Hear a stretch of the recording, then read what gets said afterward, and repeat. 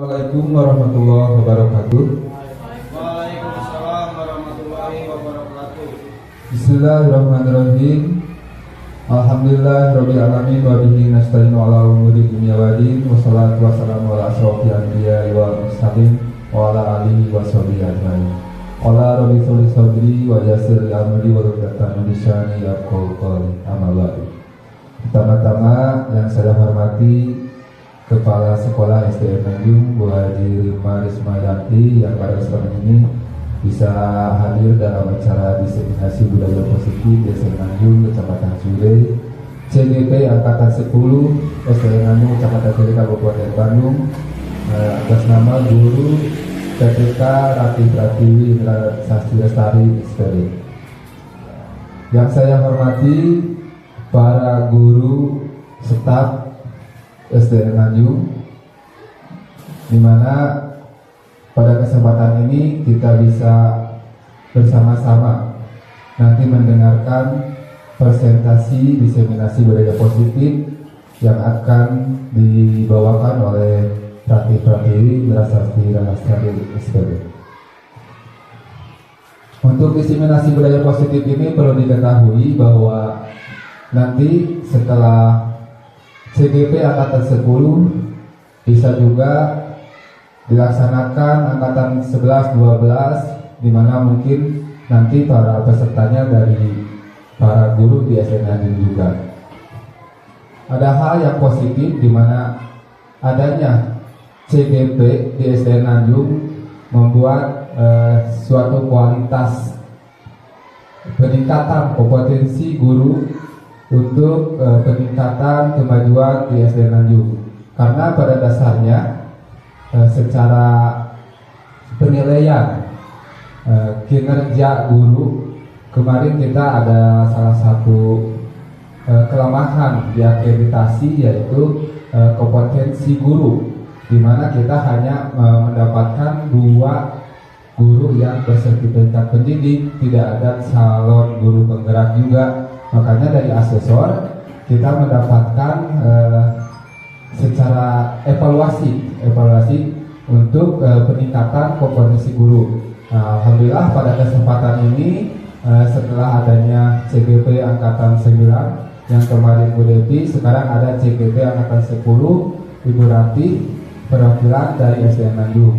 Mudah-mudahan dengan adanya CGP Angkatan ini, yaitu aksi nyata modul diseminasi budaya positif, kita bisa meningkatkan secara kualitas mutu pendidikan di SDN Tanjung.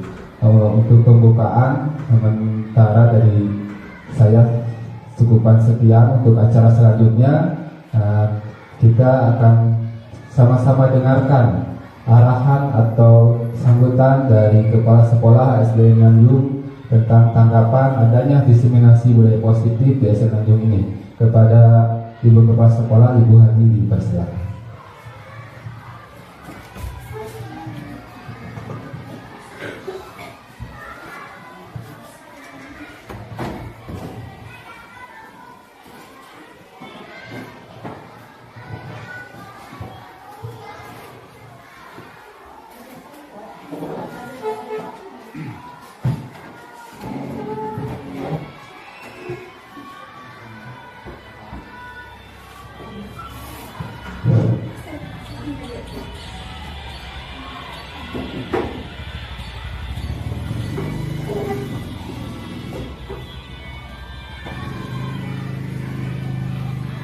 Saudara siap.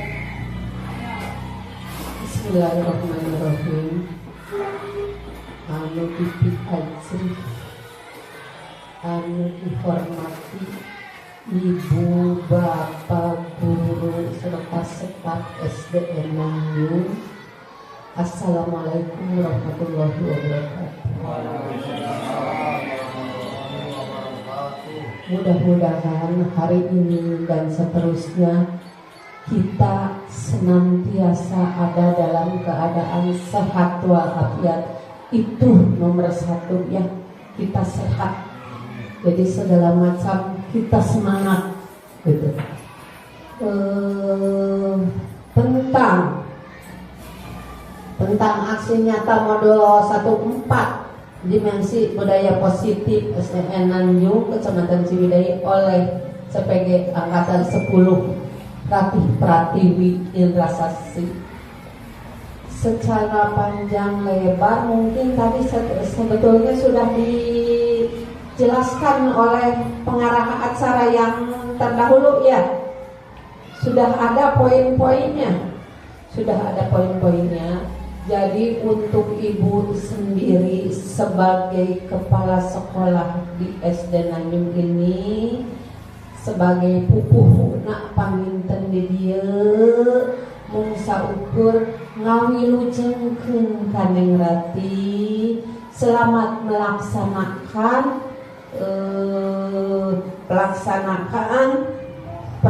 praktik perbaikan pengajaran ini. Mudah-mudahan intinya apapun yang dilaksanakan oleh seorang guru, intinya adalah untuk anak didik kita. Jadi Ibu A melaksanakan ini untuk perbaikan ini disebutkan programnya. Ibu B melaksanakan ini, programnya ini. Untuk siapa itu? Coba.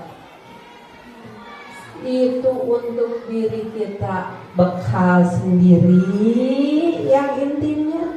Yang keduanya untuk anak didik kita, supaya ke depan lebih baik, supaya ke depan lebih pintar, supaya ke depannya tidak menjadi bingung lagi atas segala hal apabila ada sesuatu yang baru. Rupanya dari Ibu sekian saja, cuma mempersilahkan saja kepada Ibu Rati, silahkan laksanakan dengan baik dan benar. Sekian Bapak pengarah acara. Wassalamualaikum warahmatullahi wabarakatuh. Waalaikumsalam warahmatullahi wabarakatuh.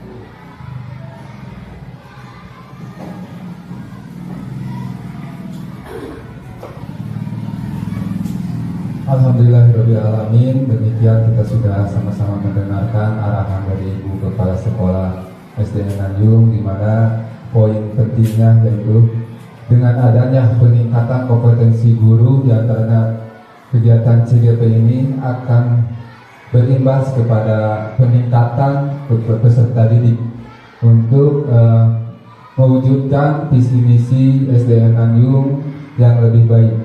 Intinya dengan adanya diseminasi budaya positif ini kita bisa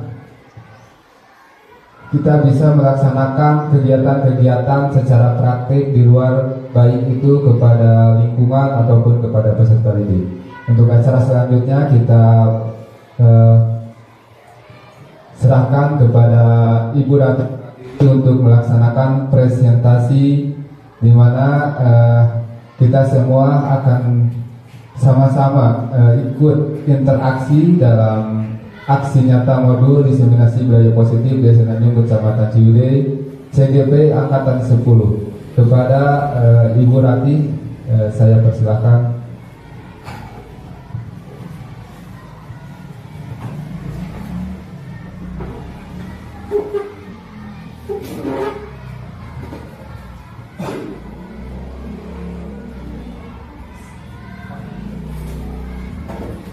Bismillahirrahmanirrahim.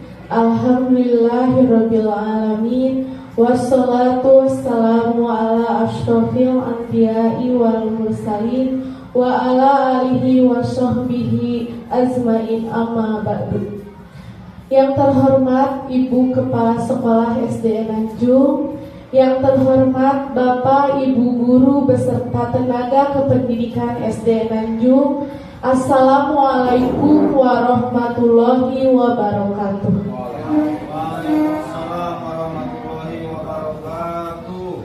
Pertama-tama saya ingin mengucapkan terima kasih kepada Ibu Kepala Sekolah beserta rekan-rekan semua karena sudah meluangkan waktu untuk mengikuti aksi nyata diseminasi budaya positif di SD Nanjung, Kecamatan Ciwidey, CGP Angkatan 10, SD Nanjung, Kecamatan Ciwidey, Kabupaten Bandung. Di sini saya akan memperkenalkan dulu fasilitator, yaitu Ibu Vina Fitriani, SPP, SPD, MPD, dan pengajar praktiknya yaitu Bapak Ujang Sofian, SPD.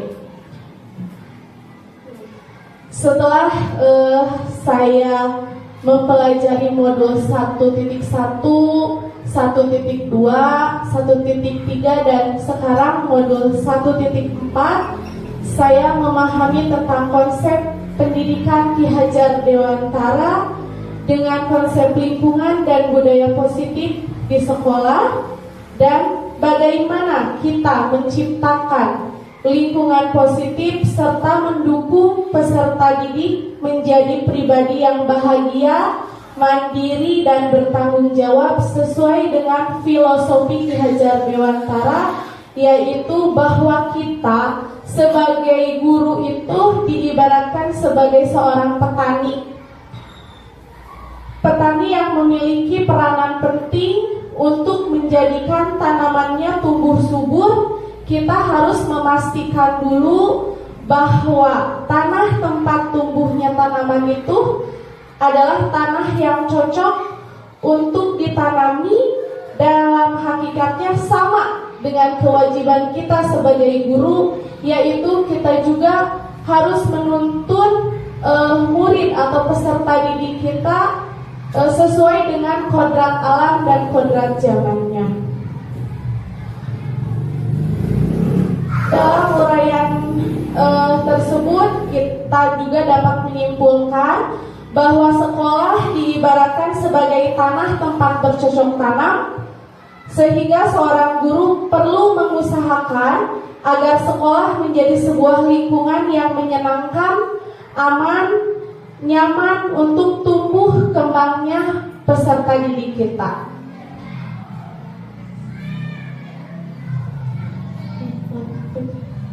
Seorang guru yang baik harus memiliki kemampuan dalam mewujudkan budaya positif di sekolah. Budaya positif tersebut dapat dijalankan dengan menerapkan konsep-konsep inti seperti disiplin positif, memahami motivasi perilaku manusia berkaitan dengan hukuman dan penghargaan, posisi kontrol seorang guru, kebutuhan dasar manusia, pembuatan keyakinan sekolah atau kelas, dan penerapan segitiga restitusi dalam penyelesaian masalah.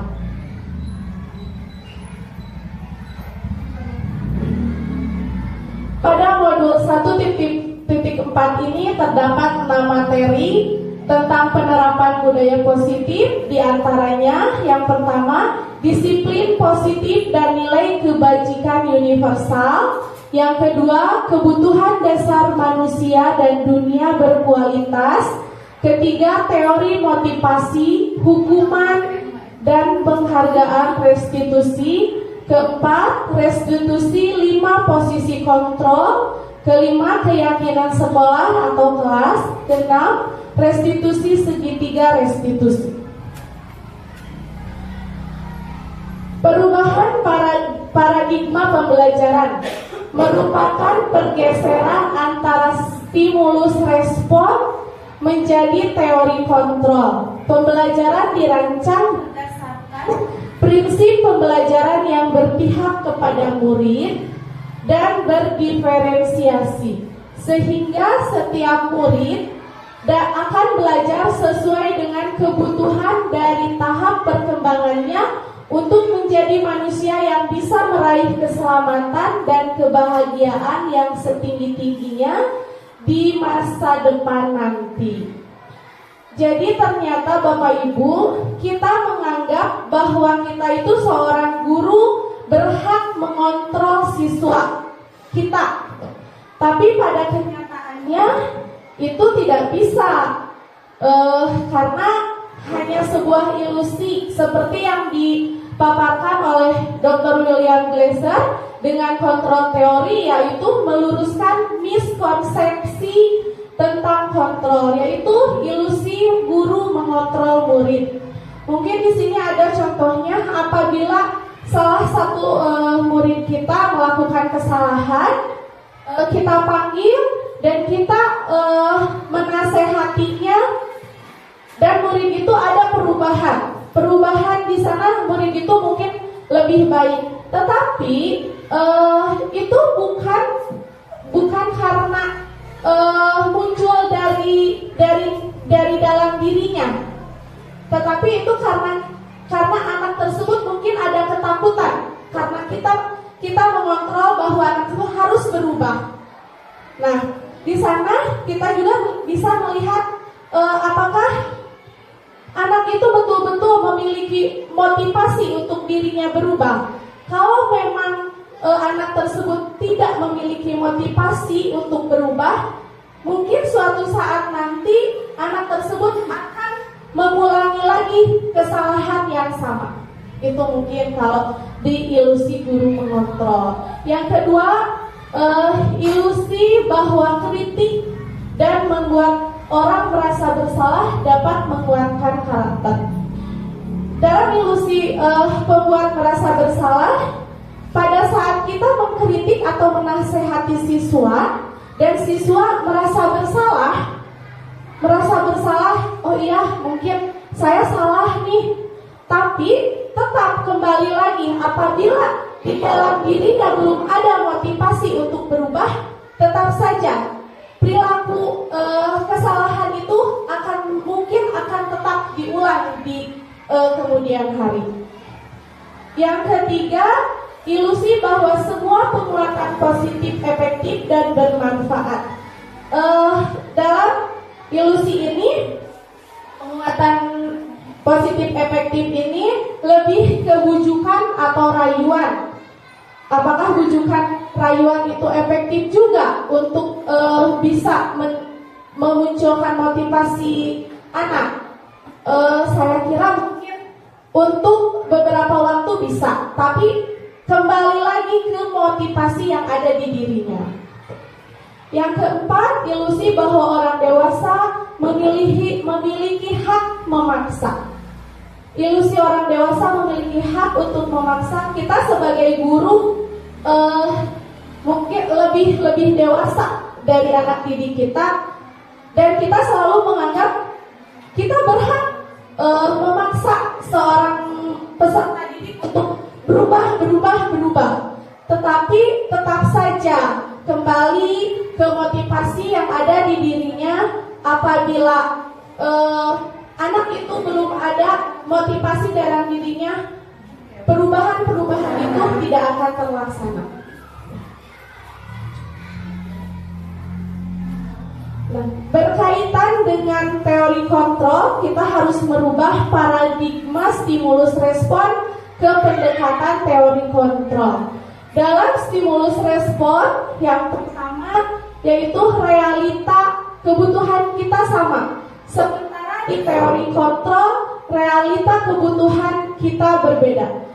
Mungkin di sini saya sedikit bisa menjelaskan bahwa setiap siswa memiliki kebutuhan yang berbeda, meskipun mereka berada di kelas yang sama atau ruangan yang sama, karena mereka memiliki keinginan yang berbeda.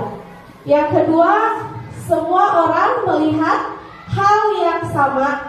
Dalam teori kontrolnya, semua orang memiliki gambaran yang berbeda. Seperti tadi, siswa pun memiliki gambaran yang berbeda. Misalnya, harapan, cita-citanya, atau keinginannya di masa depan tentunya akan berbeda di setiap siswa. Selanjutnya, kita mencoba mengubah orang agar berpandangan sama dengan kita. Dalam teori kontrol, kita berusaha memahami pandangan orang lain tentang dunia.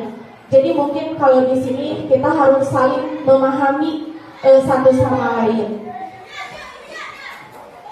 Selanjutnya, perilaku buruk dilihat sebagai suatu kesalahan.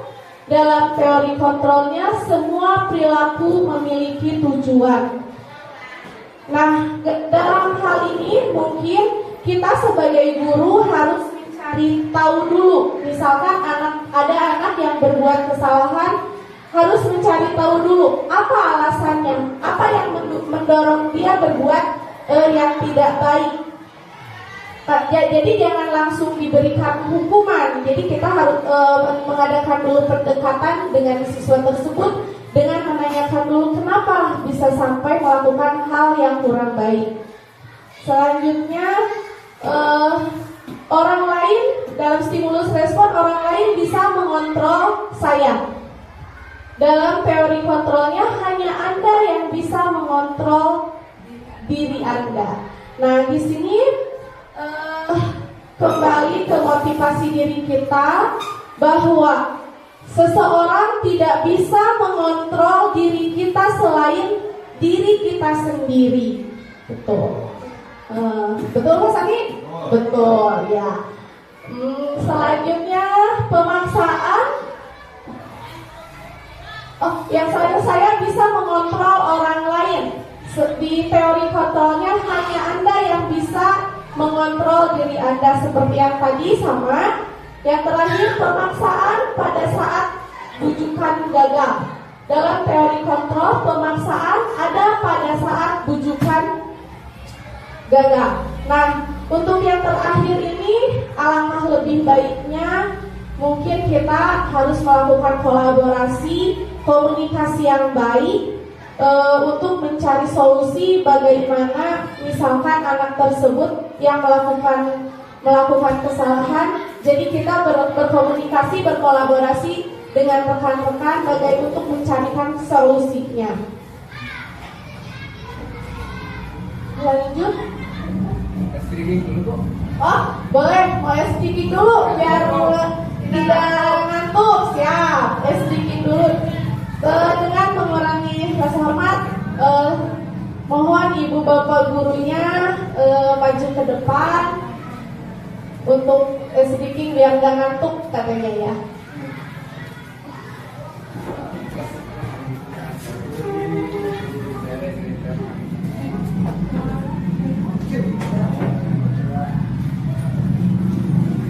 Saya minta berhadap-hadapan, boleh? Duaan gitu. Bu Haji mau ikut apa mau melihat saja? Ya boleh. Pak Haji sama Pak Ulo, Pak Asep sama Pak Sani. Udah punya pasangan masing-masing? Sudah punya pasangan masing-masing. Ya, ini jadi SDK-nya kita bermain sweet, ya. Sweet.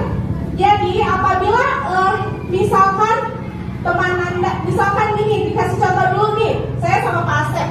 Pak Asep, kita sweet. Sweetnya gimana Bu?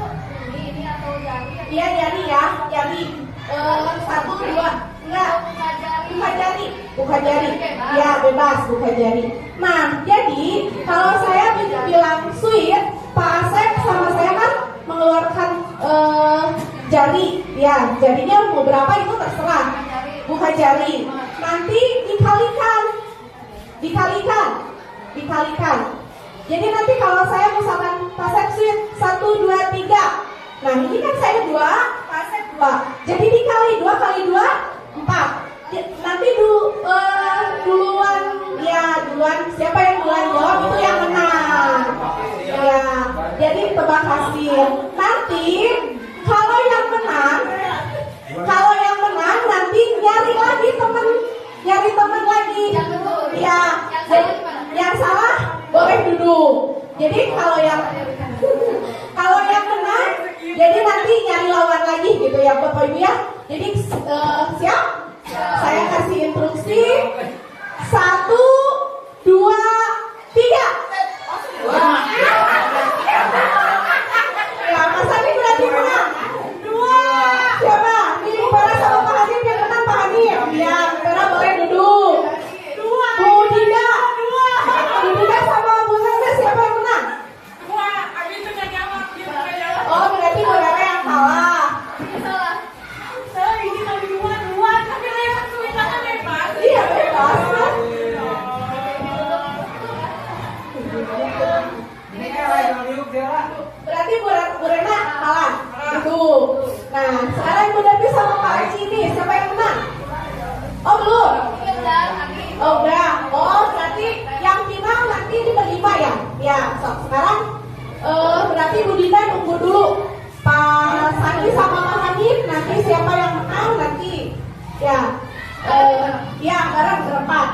sama Bunda berarti. 1, 2, 3. Silakan. 1, 2, 3.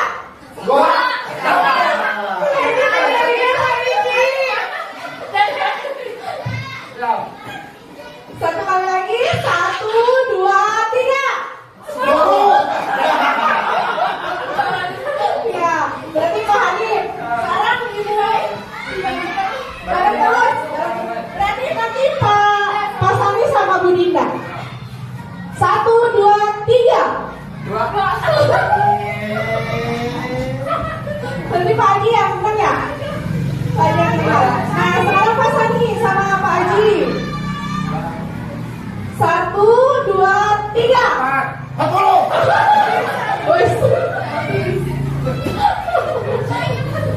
Jadi yang menang siapa nih? Pak Sani. Sekarang sama Bu Dinda. Sama Bu Dinda. Oke. Pertarungan yang sengit ya. 1, 2, 3.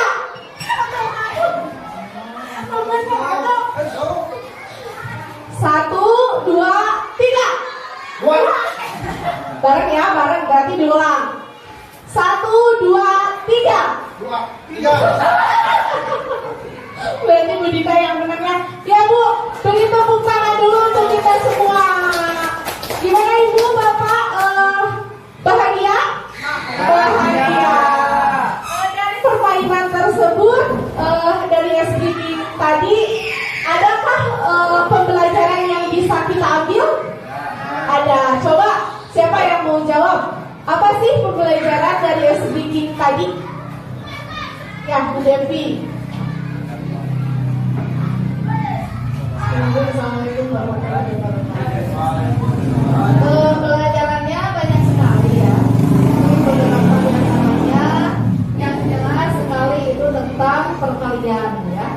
Karena itu sebetulnya pembelajaran yang dianggap sulit ya oleh anak. Tapi mungkin dengan permainan yang menyenangkan seperti itu bisa diterapkan di kelas ya. Jadi anak mungkin lebih bersemangat menghafalkan perkalian. Kemudian yang kedua juga belajar berpikir cepat ya. Berpikir cepat, berpikir kritis juga.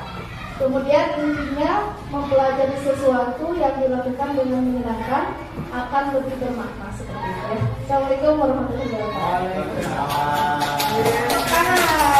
Terima kasih Bu Devi. Ada lagi yang mau menanggapi? Pak Hanif? Cukup? Cukup. Ya mungkin sedikitnya cukup ya Bapak Ibu, sudah tidak ngantuk lagi. Kita mulai ke materi lagi. Sekarang yaitu disiplin positif. Disiplin positif merupakan suatu cara penerapan disiplin yang mengajarkan anak bertanggung jawab dan menumbuhkan kesadaran diri berdasarkan nilai kebajikan universal. Disiplin diri lebih ke arah disiplin diri yang dapat mengontrol diri dalam melakukan segala tindakan. Disiplin diri dapat membuat murid memahami dan menyadari berdasarkan motivasi internal, bukan akibat paksaan, pujian, ataupun hukuman. Nah, sebagai pendidik, tujuan kita adalah menciptakan peserta didik yang memiliki disiplin diri sehingga mereka berperilaku mengacu pada nilai-nilai kebajikan universal dan memiliki motivasi internal dalam perubahan perilaku ke arah yang lebih baik. Lanjut. Nilai-nilai kebajikan yang ingin dicapai oleh setiap anak Indonesia kita kenal dengan profil pelajar Pancasila.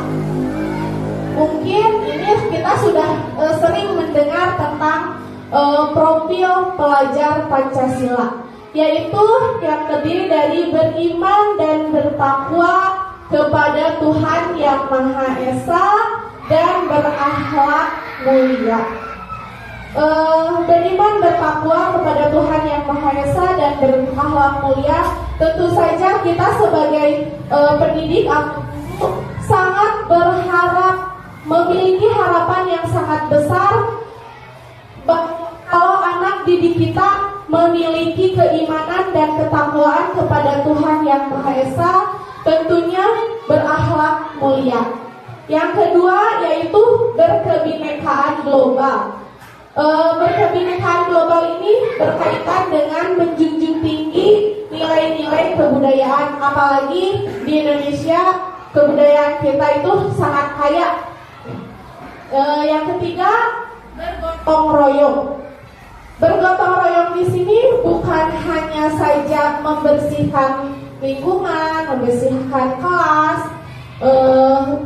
tapi juga kita bekerja sama dalam artian bekerja sama, berkolaborasi baik antara murid dengan murid, murid dengan guru ataupun guru dengan guru.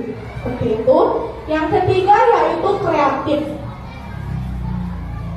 Kreatif di sini diharapkan anak didik kita pun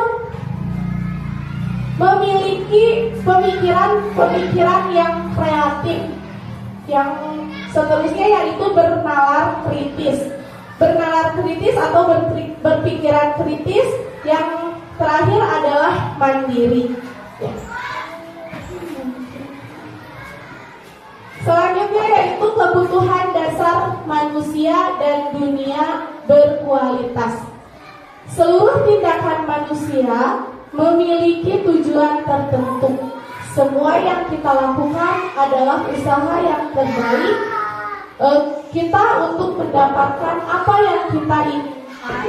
Ketika kita mendapatkan apa yang kita inginkan, sebetulnya saat itu kita sedang memahami satu atau lebih dari satu kebutuhan dasar kita, yaitu yang pertama, kebutuhan bertahan hidup. Kebutuhan bertahan hidup yang bersifat fisiologis, misalnya makanan, pakaian, rumah, kesehatan, serta kebutuhan biologis. Dan yang kedua yaitu kebutuhan kasih sayang dan rasa diterima. Kebutuhan untuk diterima. Kebutuhan untuk memberi dan menerima kasih sayang, rasa diterima, diperdulikan, serta dapat menjadi bagian dari suatu kelompok. Yang ketiga yaitu penguasaan. Kebutuhan pengakuan atas kemampuan. Kebutuhan ini berhubungan dengan kekuatan untuk mencapai sesuatu, menjadi kompeten, menjadi terampil, diakui atas prestasi dan keterampilannya, didengarkan dan memiliki rasa harga diri. Yang keempat, kebebasan, yaitu kebutuhan akan pilihan. Kebutuhan akan kemandirian, otonomi, memiliki pilihan, dan mampu mengendalikan arah hidup seseorang. Dan yang kelima yaitu kesenangan. Kebutuhan untuk merasa senang, kebutuhan untuk mencari kesenangan, bermain, dan tertawa. Bayangkan hal hidup kita tanpa kenikmatan apapun, betapa akan menyedihkan mungkin ya. Jangankan tidak punya rasa itu, kita sakit pun ada hal yang kita kehilangan gitu. Jadi untuk kebutuhan dasar manusia ini yaitu ada 5. Yang pertama kebutuhan bertahan hidup, yang kedua kasih sayang dan rasa diterima, yang ketiga penguasaan, keempat kebebasan, dan kelima kesenangan.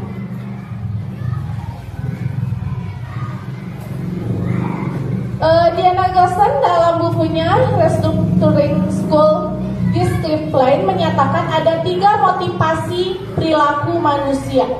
Motivasi perilaku manusia itu yang pertama untuk menghindari ketidaknyamanan atau hukuman.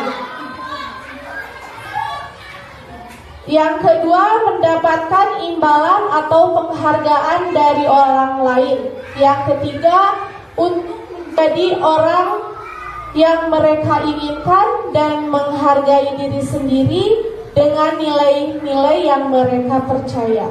Untuk meminimalisir motivasi eksternal dalam diri murid, sebaiknya hindari hukuman ataupun pemberian penghargaan secara berlebihan.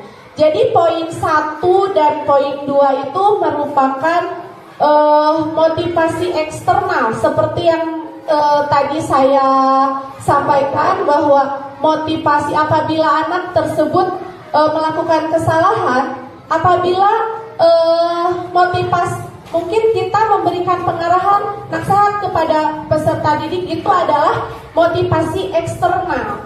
Nah, sedangkan untuk poin 3-nya, untuk menjadi orang yang merasa mereka inginkan dan menghargai diri sendiri dengan nilai-nilai yang mereka percaya, itu maksudnya merupakan motivasi internal dari dalam dirinya sendiri.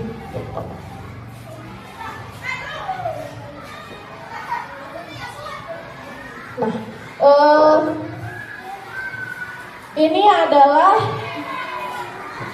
identitas gagal dan identitas sukses hukuman. Di sini ada hukuman, ada disiplin, konsekuensi, restitusi. Nah, kalau hukuman biasanya itu kita tidak terencana. Apabila misalkan ada anak melakukan sesuatu, kita langsung menghukum, itu kan tidak terencana. Hukuman itu tidak terencana. Tetapi kalau konsekuensi itu sudah direncanakan. Jadi apabila misalkan kita melakukan atau membuat peraturan kelas atau sekolah, apabila datang terlambat, konsekuensinya misalkan kamu membersihkan toilet, itu konsekuensi. Jadi kalau hukuman itu tiba-tiba, kalau konsekuensi itu berarti sudah direncanakan. Dan yang ketiga itu restitusi. Restitusi adalah proses menciptakan kondisi bagi peserta didik untuk memperbaiki kesalahannya, proses kolaborasi untuk mencari solusi. Jadi di restitusi ini seperti tadi yang saya sampaikan, kita bertanya dulu kepada anak yang misalkan datang kesiangan, kenapa alasannya datang kesiangan. Jadi kita ajak ngobrol dulu, mengadakan pendekatan dulu dengan murid tersebut. Gitu. Nah, ini posisi kontrol. Posisi kontrol itu ada 5. Yang pertama, penghukum. Penghukum itu seorang penghukum biasa menggunakan hukuman fisik maupun verbal. Yang kedua, pembuat merasa bersalah. Biasanya guru akan bersuara lebih lembut. Nah, yang ketiga, teman. Guru pada posisi ini tidak akan menyakiti murid, namun akan tetap berupaya mengontrol murid melalui persuasi. Yang keempat yaitu monitor atau pemantau. Monitor berarti mengawasi. Dan yang kelima yaitu manajer. Respon yang menunjukkan tanggung jawab guru dalam posisi terakhir. Manajer adalah posisi mentor di mana guru berbuat sesuatu bersama murid, mempersilahkan murid mempertanggungjawabkan perilakunya, mendukung murid agar dapat menemukan solusi atas permasalahannya sendiri. Nah, contoh penerapan 5 posisi kontrol guru. Kasusnya yaitu siswa tidak memakai atribut lengkap pada saat upacara. Nah, di sini ada penghukum. Contohnya kalau penghukum, kita sering misalkan hormat pada bendera selama 1 jam. Mungkin itu agak tegas gitu ya kalau penghukum. Yang kedua, pembuat merasa bersalah. Berapa kali ibu atau bapak harus memberitahu kamu selalu saja mengecewakan ibu dan bapak atau bapak. Itu sebagai pembuat merasa bersalah. Mungkin di sana kalau kita berbicaranya seperti itu, mungkin anak akan merasa bersalah. Yang ketiga, teman. Contohnya, ayo dong ikuti aturan sekolah, bantu ibu atau bapak ya. Ya sudah, tidak apa-apa, lain kali jangan diulangi lagi. Nah itu kontrol guru sebagai teman. Yang selanjutnya, pemantau. Contohnya, kamu sudah melanggar peraturan sekolah, kamu tahu konsekuensinya. Setelah upacara, kamu beli atributnya di koperasi sekolah dan jangan diulangi lagi. Nah itu sebagai pemantau. Yang terakhir yaitu sebagai manajer. Apakah kamu tahu kesalahanmu? Kira-kira bagaimana cara kamu memperbaiki kesalahan kamu? Nah itu adalah 5 posisi kontrol kita sebagai seorang guru. Nah selanjutnya yaitu penilaian terhadap diri sendiri. Posisi kontrol manakah yang bisa kita lakukan? Nah, di sini saya akan membagikan kertas quiz time ya. Jadi nanti Bapak Ibu bisa menuliskan ada di kontrol berapa posisi Bapak Ibu di saat menghadapi siswa yang melakukan kesalahan.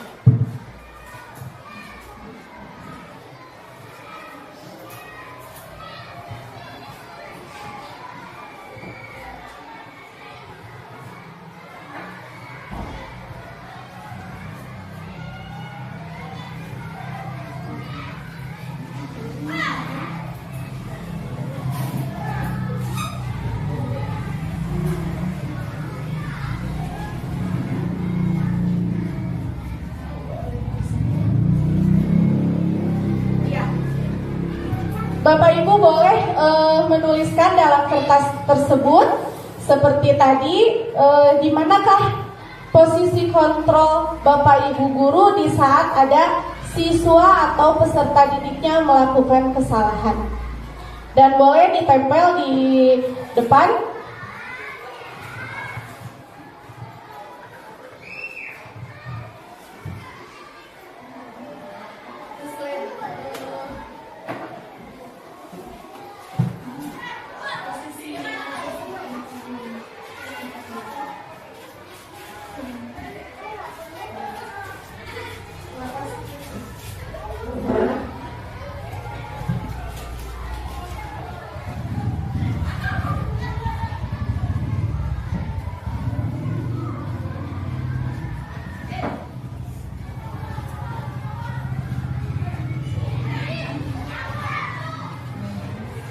Ya, di sini Pak Sani sebagai teman katanya.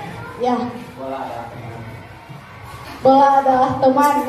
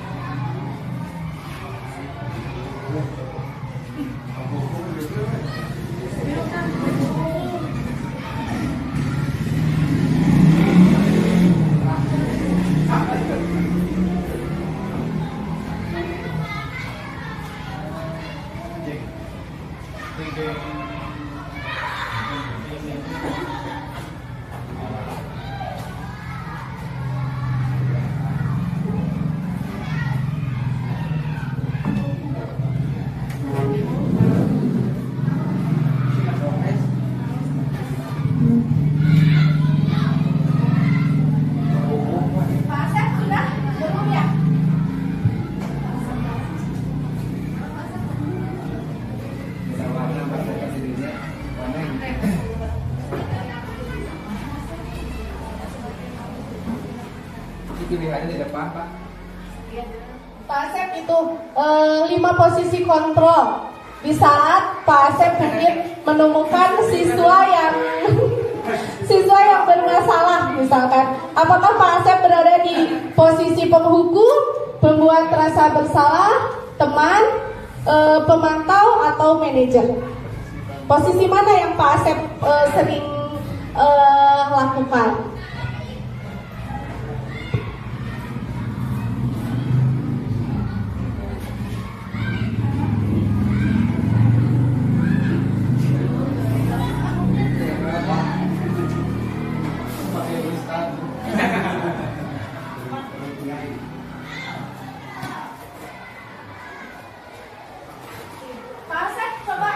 Di sini dulu sebentar, bisa membantu saya untuk menjelaskan Pak Asep itu sebagai manajer, katanya. Boleh dijelaskan seperti apa penyampaian Pak Asep di saat Pak Asep menjadi manajer?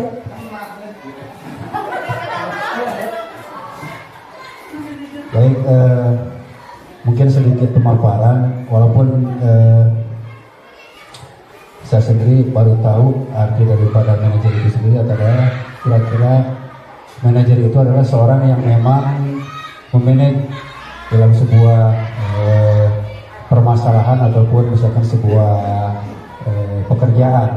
Nah, dalam hal ini mungkin pekerjaan atau penilaian yang dinilai oleh manajer itu adalah seorang yang tidak hanya menilai, memberikan penilaian bahwa seorang itu salah.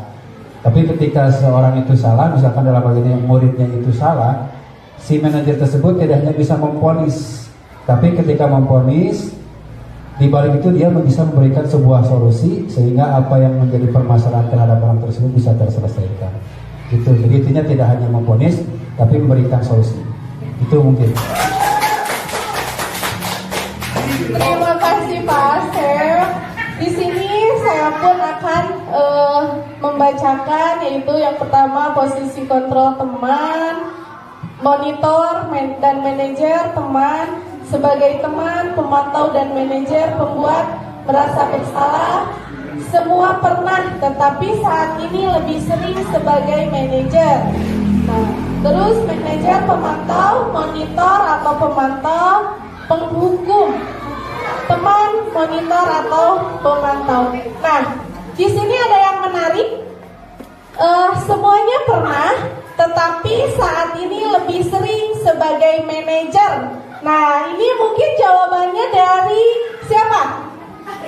Dari Ibu Devi, Ibu guru kita kelas 1 ya. Coba mungkin bisa dijelaskan kenapa Ibu Devi merasa semuanya pernah gitu.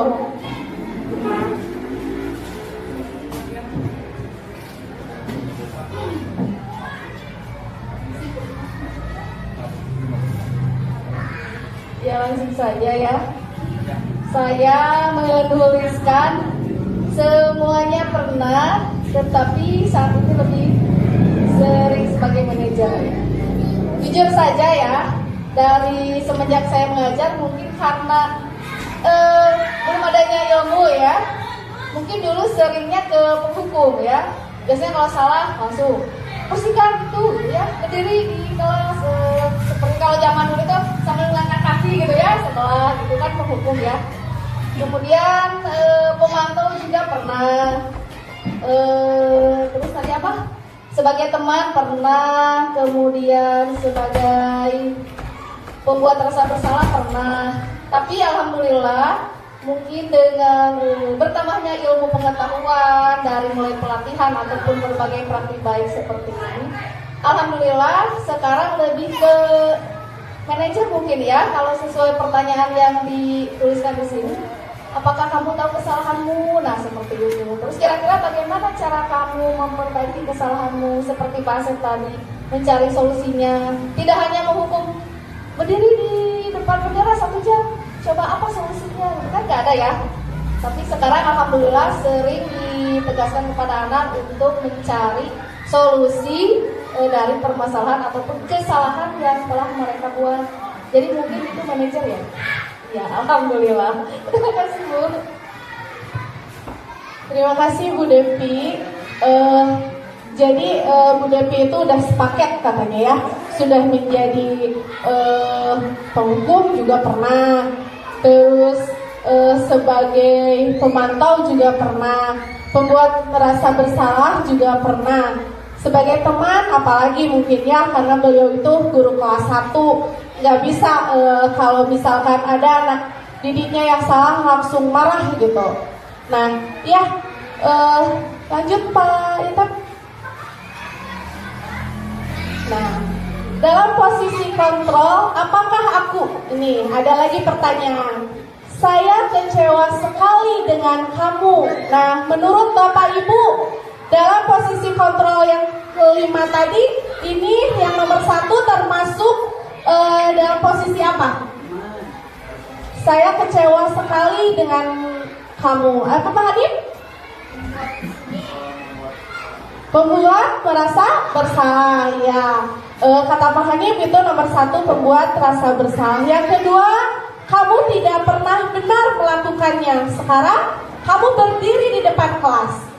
Nah, itu apa?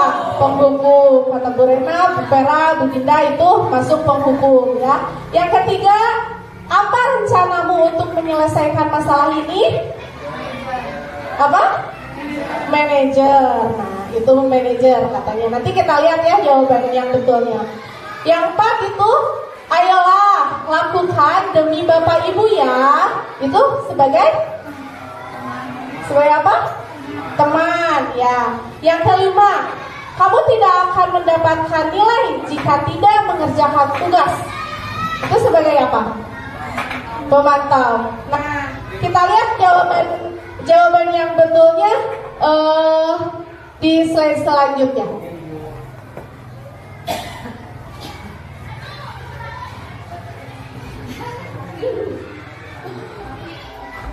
Nah, ini adalah jawabannya, yaitu yang pertama tadi kata Pak Hanif, pembuat merasa bersalah. Berarti betul ya Bapak Ibu? Iya. Yang kedua adalah penghukum. Tadi kata Bu Vera, Bu Rena, sama Bu Dinda. Yang ketiga adalah sebagai manajer ya.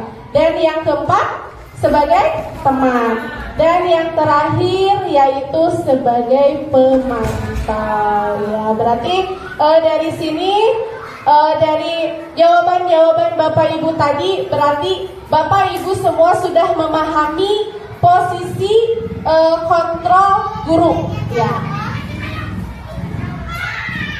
Selanjutnya, di antara kelima posisi kontrol tersebut, sebaiknya seorang guru menggunakan posisi kontrol sebagai manajer. Seperti tadi kata Ibu Depi bersama Pak Asep, bahwa kita itu harus menjadi guru yang menjadi seorang yang memiliki kontrol manajer. Karena sebagai manajer, guru berbuat sesuatu bersama murid, memberikan kesempatan kepada murid untuk mempertanggungjawabkan perilakunya dan mendukung murid agar dapat menemukan solusi atas permasalahannya sendiri. Posisi manajer juga mengacu pada restitusi yang dapat menjadikan guru sebagai manajer bagi dirinya sendiri, sehingga tercipta identitas positif atau berhasil pada diri murid. Nah, sekarang ada keyakinan kelas. Mengapa keyakinan kelas? Mengapa bukan peraturan kelas?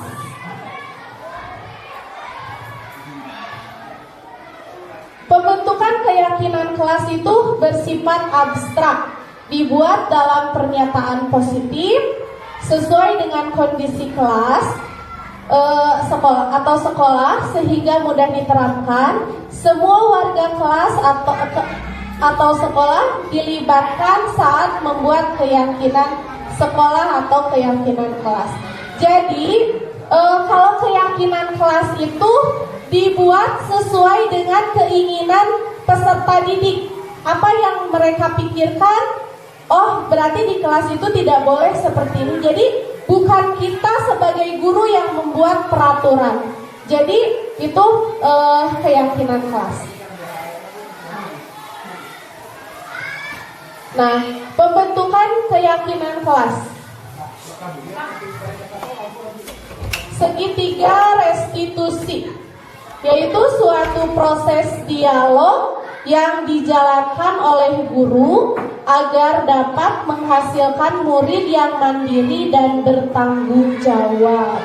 Nah, dalam segitiga restitusi ini ada 3, yaitu yang pertama menstabilkan identitas, yang kedua validasi tindakan yang salah, dan yang ketiga menanyakan keyakinan.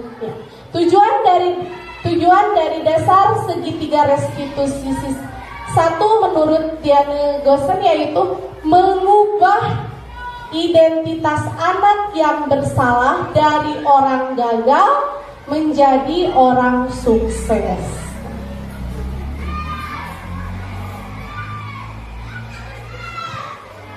Segitiga restitusi dalam penyelesaian masalah.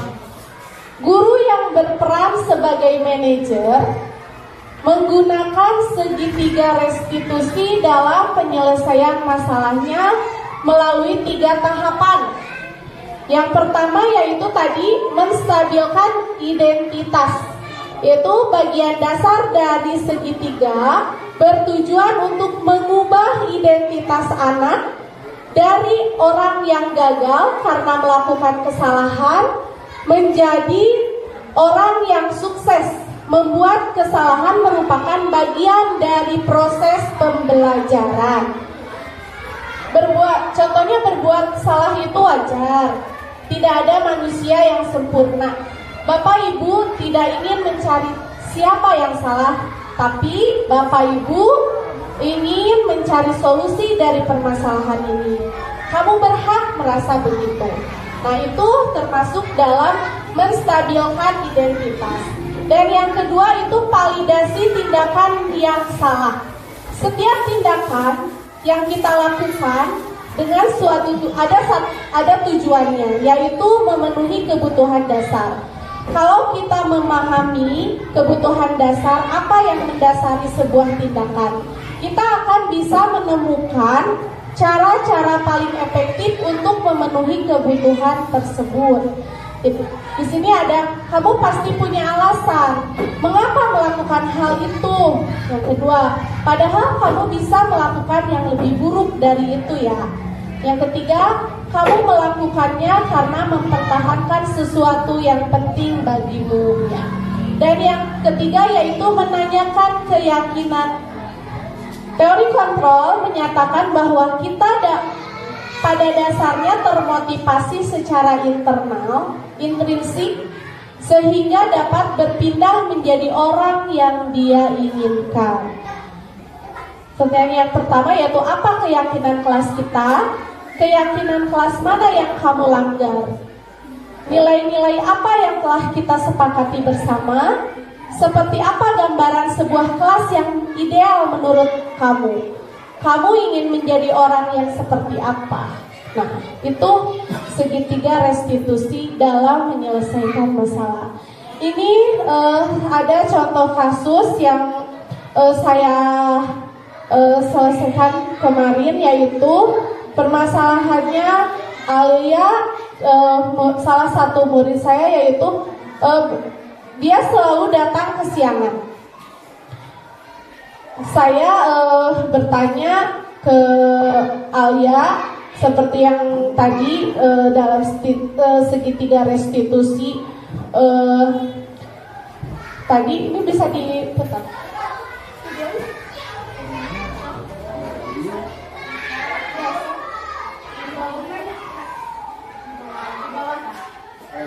Iya, ini contoh.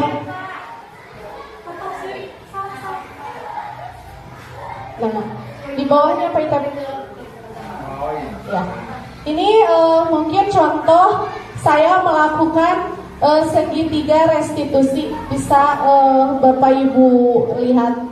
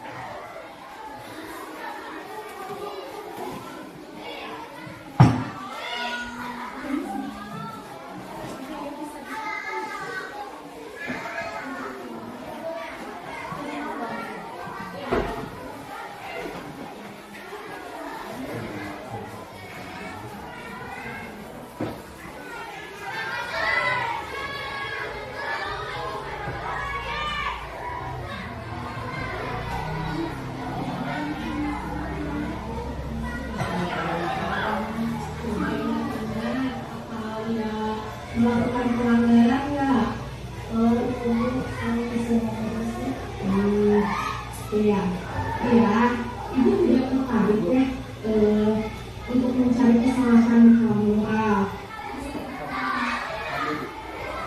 Ya, ini adalah contoh penerapan segitiga restitusi.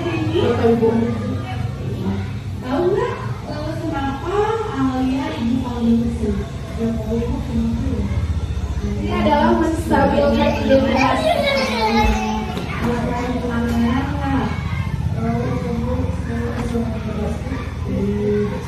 Iya, iya, ibu tidak tertarik ya untuk mencari kesalahan kamu, tetapi ibu ingin mencari solusi dari permasalahan kamu ini. Menurut kamu dengan keramat itu sebuah pelanggaran atau bukan?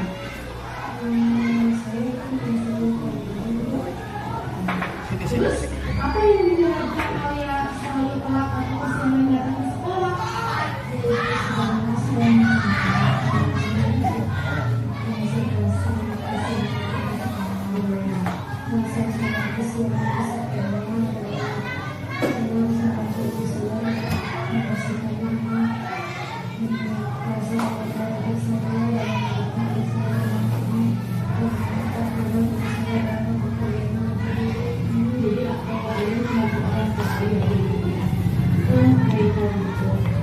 Kamu boleh melakukan sikap seperti itu, yang harus melakukan orang tua dulu, tetapi kamu harus juga menanamkan sikap yang baru agar kamu tidak terlalu sekolah. Coba menurut kamu apa yang harus kamu lakukan agar agar membantu orang tua berjalan ke sekolah pun tidak kesiangan?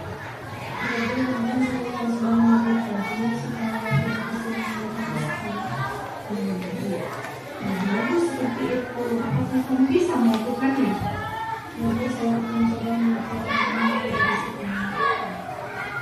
Dari pelanggaran yang kamu lakukan, adakah keyakinan kelas yang kamu langgar? Ada apa itu? Harus datang tepat. Setiap melakukan kegiatan dalam kehidupan sehari-hari, kita harus membiasakan diri untuk disiplin tepat waktu, ya tentunya dalam segala hal, kemudian nanti harus sukses ke depannya. Nah, sekarang ibu tanya, apakah kamu ingin menjadi orang sukses? Sekarang coba kamu bayangkan, bisa tidak Alia sukses apabila Alia selalu telat dalam segala hal, tidak disiplin dalam segala hal? Contohnya seperti kemarin ujiannya, kamu datang terlambat. Apakah kamu bisa sukses dalam melaksanakan ujian tersebut? Tidak bisa. Kenapa alasannya? Kalau saya tidak bisa dalam menghadapi tugas ujian, terus saya tidak melakukan. Iya betul. Maka dari itu kita harus menghargai setiap waktu yang kita punya demi kesuksesan kita di masa depan. Ya. Contoh lainnya, apabila Alia janjian nih sama teman mau bermain kemana gitu, janjian misalkan jam 1, tapi Alia datangnya jam 2 misalkan. Nah dari itu teman Alia akan merasa kesal nggak sama Alia karena Alia nggak datang tepat waktu? Mungkin memang saya akan merasa kesal. Iya, nah kalau Alia berbuat seperti itu akan dipercaya lagi nggak sama temennya? Tidak akan percaya lagi. Iya, nah maka dari itu kita harus membiasakan diri dari sekarang untuk disiplin, untuk bisa tepat waktu, bisa dipercaya itu oleh semua orang, baik orang tua, teman, guru, siapapun ya, itu modal awal kita untuk menuju kesuksesan. Apa yang kalian paham, apa yang ibu sampaikan? Insya Allah saya paham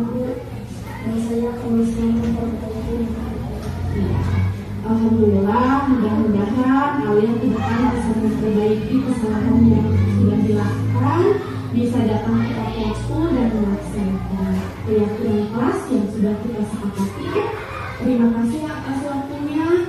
Mudah-mudahan Alia ke depannya bisa lebih baik lagi. Terima kasih ya Alia. Waalaikumsalam warahmatullahi wabarakatuh. Nah, itu Bapak Ibu contoh dari penerapan segitiga restitusi.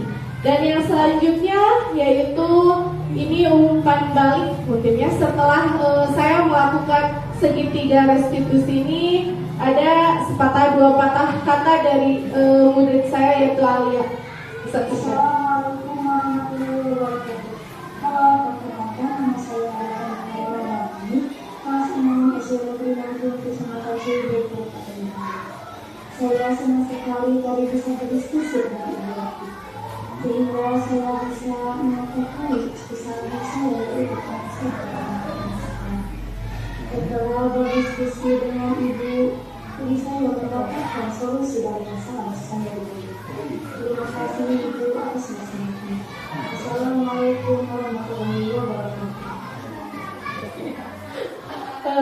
Kayak baca puisi kayaknya kalau kata Bu Devi, tapi itu pure dari anak ya. Selanjutnya penutup dalam penerapan program disiplin positif ini di kelas atau di sekolah, guru hendaknya dapat menjadi among, teladan dan manajer yang senantiasa menuntun murid-muridnya menjadi insan yang mandiri, merdeka dan bertanggung jawab. Mungkin ada dari Bapak Ibu guru yang ingin bertanya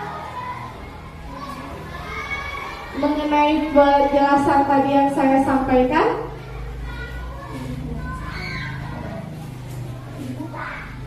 Bu Rena, ada pertanyaan?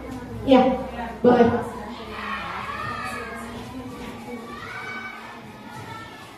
Bismillahirrahmanirrahim.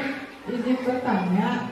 Jadi kan tadi itu dijelaskan ya ada perihal mengenai motivasi perilaku manusia. Nah, tadi di sana dijelaskan ada motivasi eksternal dan internal. Nah, bedanya itu apa dari motivasi eksternal dan internal itu? Kemudian yang sebaiknya dikembangkan itu apa? Eksternalnya atau internalnya? Gitu ya. Mungkin cukup ya. Terima kasih. Ya, terima kasih Bu Rena atas pertanyaannya. Mungkin di sini saya akan mencoba menjawab apa sih bedanya motivasi internal dan motivasi eksternal, begitu ya. Dan bagaimana atau yang mana gitu yang harus diterapkan atau dikembangkan ya. Motivasi eksternal itu berasal dari luar. Jadi berasal dari luar seperti karena mengharapkan imbalan atau penghargaan.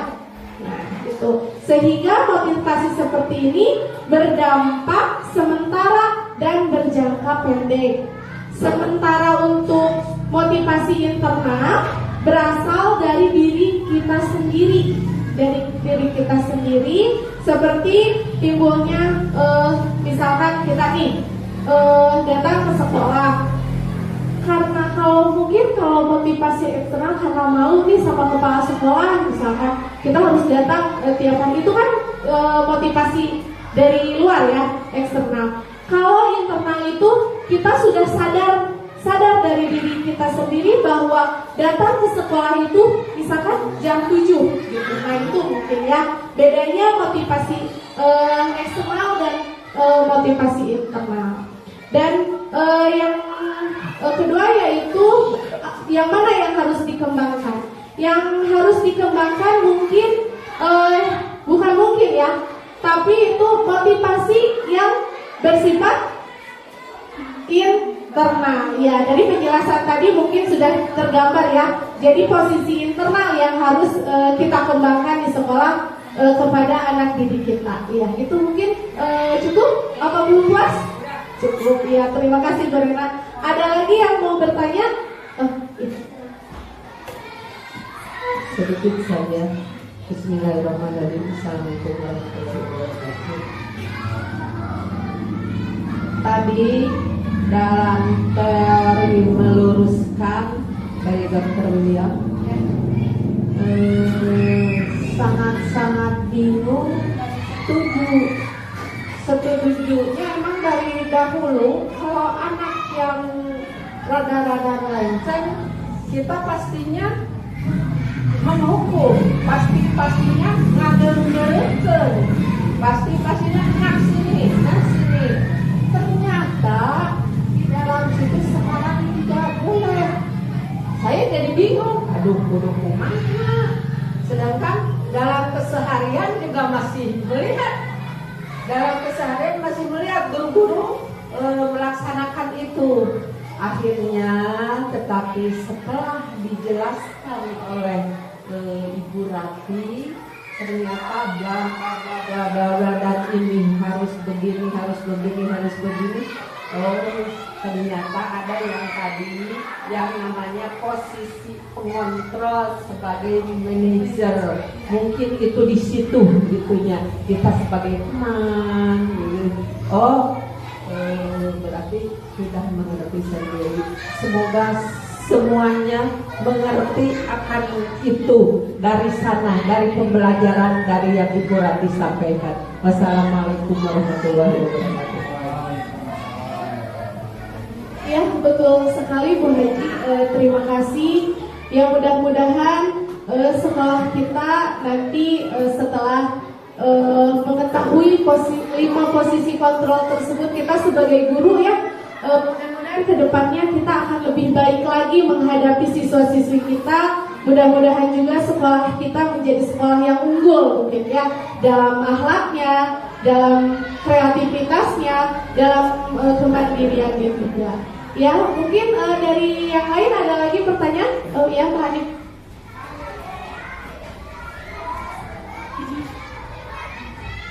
Bismillahirrahmanirrahim. Izin bertanya. Tadi kan ada penjelasan tentang peraturan kelas dan keyakinan kelas. Nah, yang mau saya tanyakan itu, jadi apa perbedaannya antara peraturan kelas dan keyakinan kelas? Lalu apa contohnya itu seperti apa? Ya, terima kasih Pak Hanif atas pertanyaannya. Tadi pertanyaannya, apa bedanya peraturan kelas dengan keyakinan kelas? Kalau peraturan kelas itu cenderung keputusannya sepihak. Biasanya guru sudah menentukan peraturan kelas, misalnya tidak boleh membuang sampah sembarangan, gitu ya. Tidak boleh berisik, misalkan. Itu peraturan itu sendiri tanpa melibatkan siswa-siswa. Jadi tidak melibatkan siswa langsung. Jadi peraturan itu sudah dibuat oleh guru. Kemudian peraturan kelas itu juga bersifat larangan. Seperti tadi yang saya sampaikan, tidak boleh membuang sampah sembarangan. Nah, kalau keyakinan kelas, kesepakatan kelas itu dibuat berdasarkan hasil kesepakatan bersama antara siswa dengan guru, gitu. Jadi isinya pun lebih bersifat positif. Contohnya seperti tadi kan, kalau peraturan kelas bersifat larangan ya, dilarang membuang sampah sembarangan. Tetapi kalau keyakinan kelas itu bisa buanglah sampah pada tempatnya. Mungkin seperti itu contohnya. Kalau dilarang datang terlambat ke sekolah, kalau keyakinan kelasnya datanglah tepat waktu. Itu mungkin Pak Hadi. Gimana? Udah? Ya, terima kasih. Ada lagi yang mau bertanya? Cukup? Ya, cukup. Ya, alhamdulillah kalau cukup. Mudah-mudahan seperti yang tadi disampaikan oleh Ibu Kepala Sekolah, kita bisa menjadi posisi guru sebagai manajer di sekolah kita, menjadikan sekolah kita sekolah yang unggul tentunya ya, dalam akhlaknya, dalam prestasinya gitu ya. Mungkin dicukupkan sekian. Wassalamualaikum warahmatullahi wabarakatuh. Waalaikumsalam.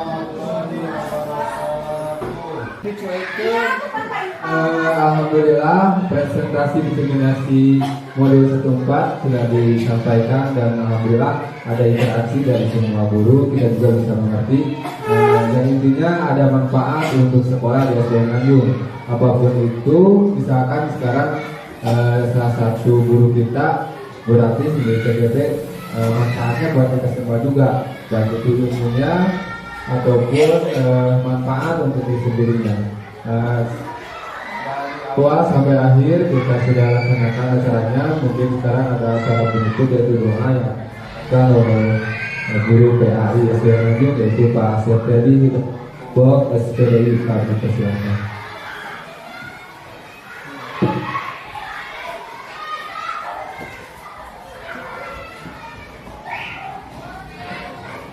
Assalamualaikum warahmatullahi wabarakatuh. Untuk lebih sempurnanya atau barokahnya kegiatan pada siang hari ini, marilah kita sama-sama tutup dengan membacakan doa seraya mohon kepada Allah Subhanahu wa taala. Mudah-mudahan kita sekalian, khususnya keluarga besar SDN Nganjuk, terutama Ibu Haji, selalu diberikan kesehatan, juga diberikan kemuliaan Allah Subhanahu wa taala. Juga terutama Bu Rati yang pada hari ini sedang menjalankan sebuah misi yang cukup berat, tapi insya Allah walaupun berat ketika diniatkan ingin meraih sebuah kesuksesan, insya Allah diniatkan terasa lebih ringan. Selamat berjuang pada Bu Rati, dan kita semua juga mungkin suatu saat akan menyusul Bu Rati menjadi guru yang profesional. Amin ya rabbal alamin. Bismillahirrahmanirrahim. Allahumma shalli ala sayyidina wa habibina wa syafiina wa maulana Muhammad sallallahu alaihi wa sallam. Alhamdulillahirabbil alamin. Hamdan syakirin hamdan ma'iin hamdan yuwafi ni'amahu wa yukafi mazidah. Ya Rabbana lakal hamdu kama yanbaghi li jalali wajhika wa 'azimi sultanik. Allahumma shalli ala sayyidina min jami'il ahwali wa al-afat. وتقبل بها جميع الأوجه وتطهرنا بها من جميع السيئات وترفعنا بها أعلى الدرجات وتبلغنا بها قصر الدرجات من زمن الآخرة في الحياة وبعد الممات. اللهم صل على نبيك يا رب والحفظة في كل الكافرين والظالمين والمفسدين والحاسدين وعلى آله وصحبه وسلم. اللهم اغفر لنا ذنوبنا ولوالدينا وارحمهما كما ربيانا صغيرا. اللهم اغفر لنا ذنوبنا ولوالدينا كما ربيانا صغيرا. اللهم اغفر لنا ذنوبنا ولوالدينا وارحمهما كما ربيانا صغيرا. اللهم انا نسألك سلامة في الدين وعافية في الجسد وزيادة في العلم وبركة في الرزق وتوبة قبل الموت ورحمة عند الموت. اللهم حول علينا في سكرات الموت ومنزلة الموت والأسوار والنساء. Allah berbana mengikat Allah berbana anak Rasulullah Taala Aziz kami kiatkan kuadratun kelebas kiatkan kasih diri dunia dia dunia mati jaza wa ikram ya kula wala wala quwwata illa billah amin ya kita bahaya insyaallah ya kita bahaya insyaallah amin insyaallah. A'udzubillahi minasyaitonir rajim. Bismillahirrahmanirrahim.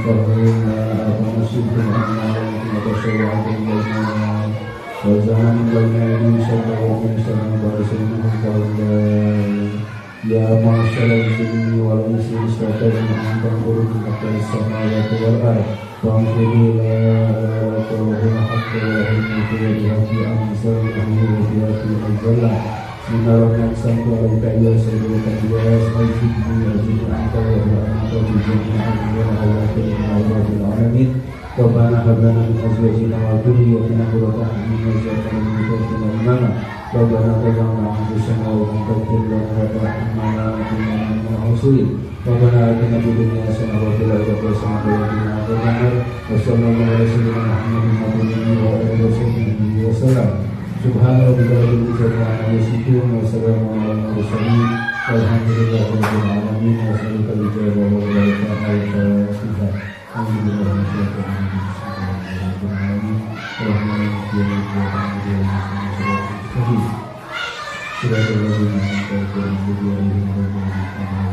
Assalamualaikum warahmatullahi wabarakatuh. Amin ya Allah ya Rabbal Alamin. Nah, dengan berakhir dan pembacaan doa kita, maka berakhir acara aksi nyata manulis masih berada positif. Mudah-mudahan dengan diakhiri dengan doa kita menjadi insan yang bermakna bagi peserta didik, bagi nusa dan bangsa, berkah rezeki, berkah selamat dunia dan akhirat. Amin ya Allah ya Rabbal Alamin. Sekian dari kami atas nama pembawa acara, mengucapkan terima kasih yang sebesar-besarnya atas pelaksanaan kegiatan di sini. Wabillahi taufiq wal hidayah. Wassalamualaikum warahmatullahi wabarakatuh.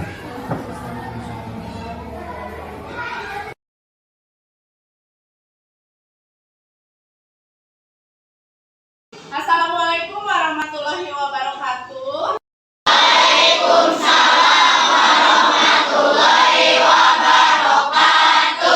Apa kabar kalian hari ini? Baik. Nah, hari ini kita akan membahas tentang peraturan kelas, ya. Sebelum membahas ke peraturan kelas, Ibu akan mengecek dulu konsentrasi kalian. Konsentrasi. Konsentrasi dimulai. Kalau ibu menyebutkan anggota tubuh ibu, misalkan ibu menyebutkan hidung, berarti kalian harus memegang hidung. Nah, mulai, siap? Siap. Mulai ya, konsentrasi. Siap? Siap. Yang pertama, ibu minta pegang perut. Masih konsentrasi, bagus. Tepuk tangan dulu. Kedua, ibu minta pegang telinga. Masih konsentrasi, bagus.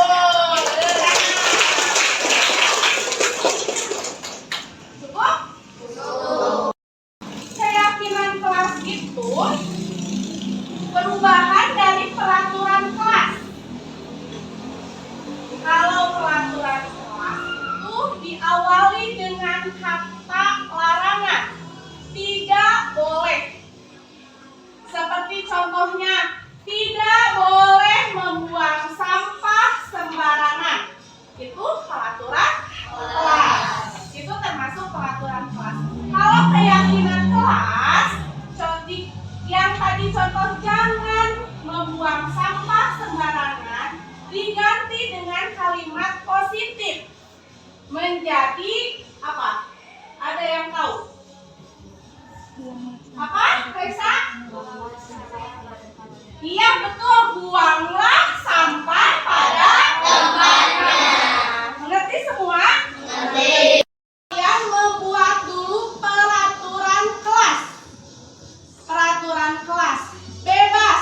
Apa yang kalian pikirkan, kalian tuliskan di kertas ini. Paham? Ya. Sok mulai, kerjakan. Bikin peraturan dulu, peraturan kelasnya dulu. Kalian mau seperti apa di kelas itu? Bikin peraturannya dulu. Tuliskan. Tadi sudah dijelaskan apa yang peraturannya.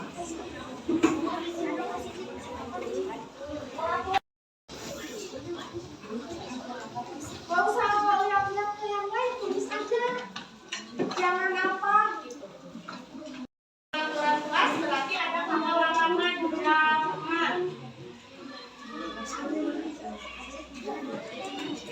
Bebas.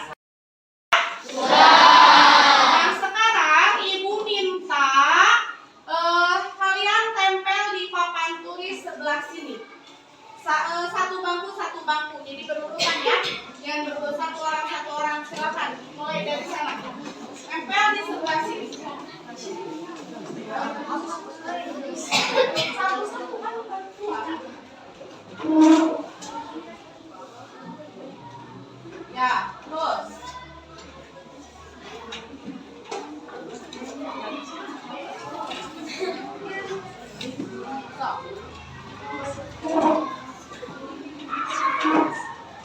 Di atas.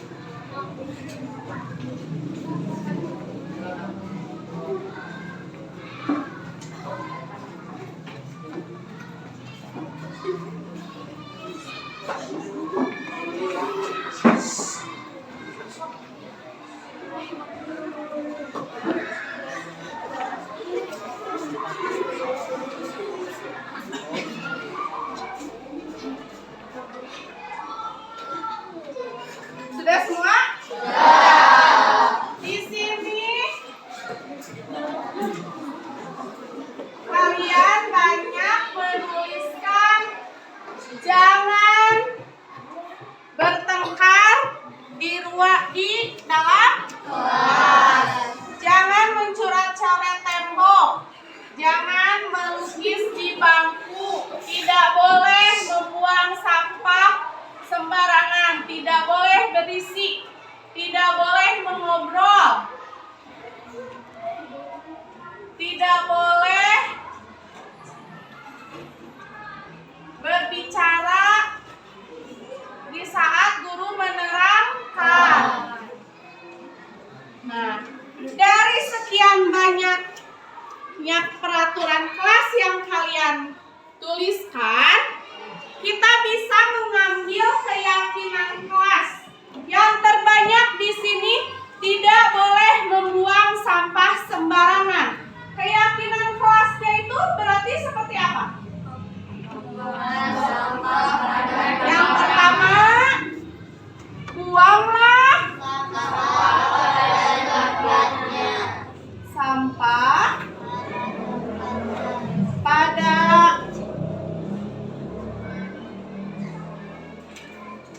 tempatnya. Yang kedua, tidak boleh berisik di dalam kelas. Berarti apa? Keyakinan kelasnya. Keyakinan kelasnya apa? Jagalah ketertiban di kelas. Berarti itu masuknya jagalah ketertiban kelas. Yang ketiga, tidak boleh datang terlambat. Itu paling banyak. Berarti keyakinan kelasnya apa? Datanglah tepat waktu. Datanglah tepat. Datang ke sekolahnya tepat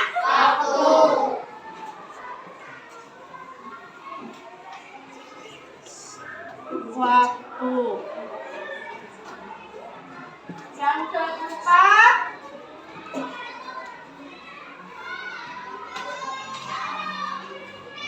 dilarang berkelahi di kelas, dilarang membuli, tidak boleh makan minum, tidak boleh bertengkar. Berarti tidak boleh ada bully, tidak boleh bertengkar di kelas. Itu apa? Keyakinan kelasnya apa? Bisa saling menyayangi. Tidak boleh bertengkar itu bisa juga masuk ke menjaga ketertiban kelas. Saling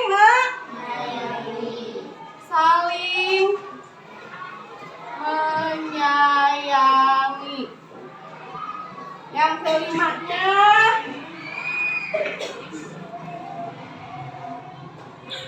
Tidak boleh mencoret-coret tembok. Ini ada beberapa. Berarti harus apa? Keyakinan kelasnya itu apa? Tidak boleh mencoret-coret tembok. Termasuk apa?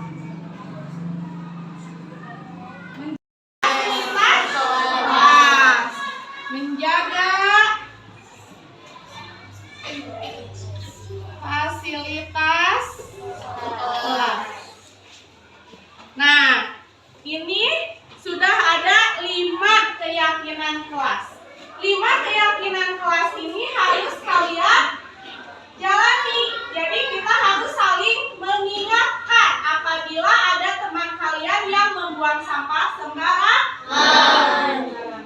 Jadi yang pertama keyakinan kelas yang kita buat itu, buanglah sampah pada tempatnya. Jadi mulai sekarang kita harus membuang sampah pada tempatnya. Saling mengingatkan apabila ada teman kalian yang membuang sampah sembarangan, kalian ingatkan. Yang kedua, menjaga ketertiban kelas. Kalau ada yang berkelahi, kalau ada yang membuli, menghina, mengolok-olok, berarti kalian harus mengingatkan teman kalian bahwa itu sudah ada di keyakinan kelas. Boleh dilaksanakan tidak? Boleh. Tidak boleh kalau membuli, tidak boleh kalau bertengkar. Ya. Terus keyakinan kelas yang ketiga, datanglah tepat waktu.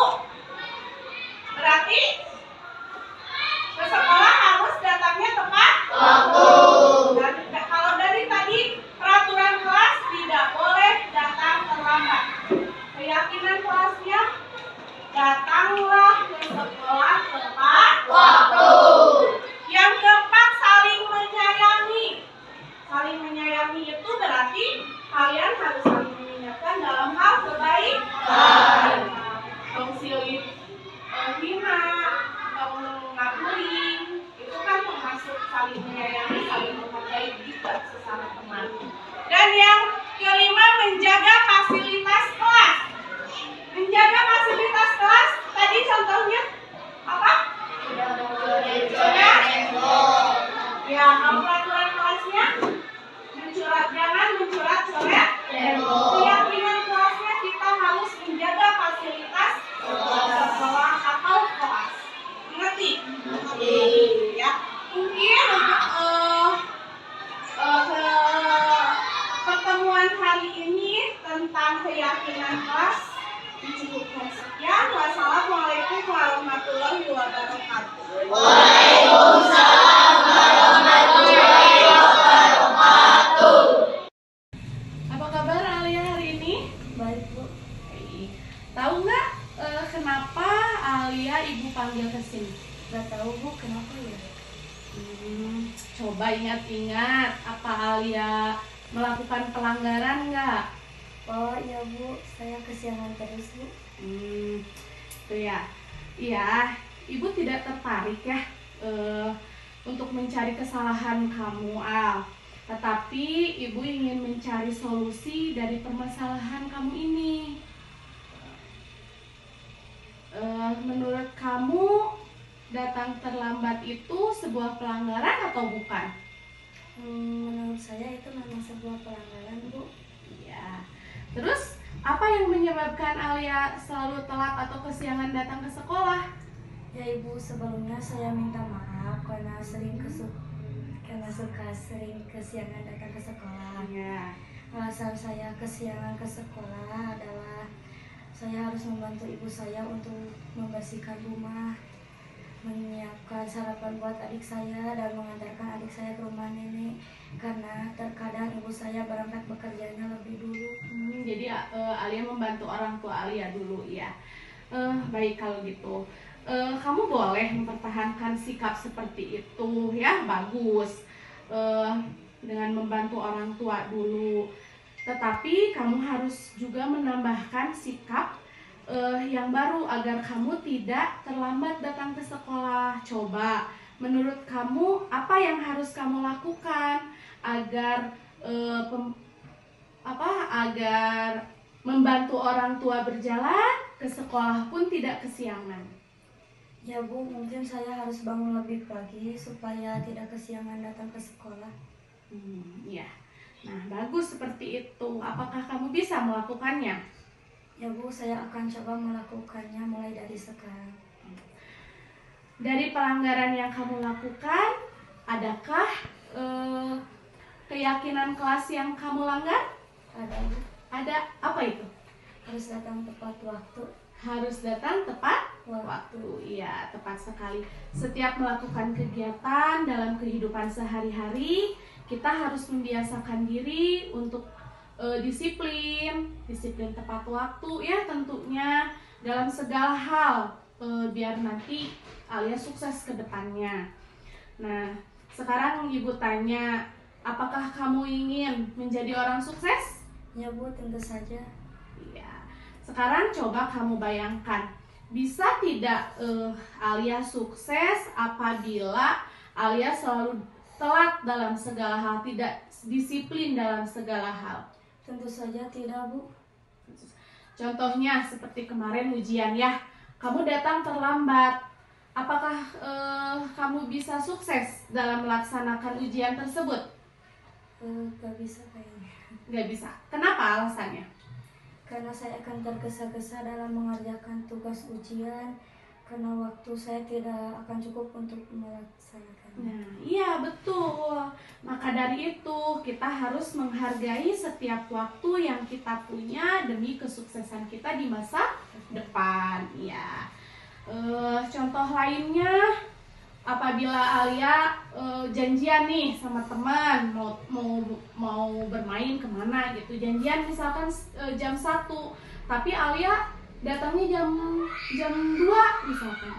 Nah, dari itu teman Alia akan merasa kesal nggak sama Alia karena Alia nggak datang tepat waktu? Ya Bu, mungkin teman saya akan merasa kesal. Iya. Nah, kalau Alia berbuat seperti itu akan dipercaya lagi nggak sama temennya? Tidak akan dipercaya lagi mungkin Bu. Iya. Nah, maka dari itu kita harus membiasakan diri dari sekarang untuk disiplin, untuk bisa tepat waktu, bisa dipercaya. Bisa dipercaya itu oleh semua orang, baik orang tua, teman, guru, siapapun ya. Itu modal awal kita untuk menuju kesuksesan. Insya Allah. Apa yang Alia paham, apa yang Ibu sampaikan? Insya Allah saya paham Bu, dan saya akan berusaha memperbaiki untuk kedepannya. Iya, alhamdulillah, mudah-mudahan Alia ke depan bisa memperbaiki kesalahan yang sudah dilakukan, bisa datang tepat waktu dan melaksanakan keyakinan kelas yang sudah kita sepakati ya. Terima kasih atas waktunya. Mudah-mudahan Alia ke depannya bisa lebih baik lagi. Ya, Ibu sama-sama. Iya. Terima kasih ya Alia. Ya, Assalamualaikum. Waalaikumsalam warahmatullahi wabarakatuh. Assalamualaikum warahmatullahi wabarakatuh. Halo, perkenalkan nama saya Alia Permata Ramadhani, kelas 6 SD Negeri Nanjung, Kecamatan Ciwidey, Kabupaten Bandung. Saya senang sekali tadi bisa berdiskusi dengan Ibu Rati, sehingga saya bisa mengetahui kesalahan saya, yaitu karena saya terlambat datang ke sekolah. Setelah berdiskusi dengan Ibu, jadi saya mendapatkan solusi dari masalah saya di rumah. Terima kasih Ibu atas nasihatnya. Wassalamualaikum warahmatullahi wabarakatuh.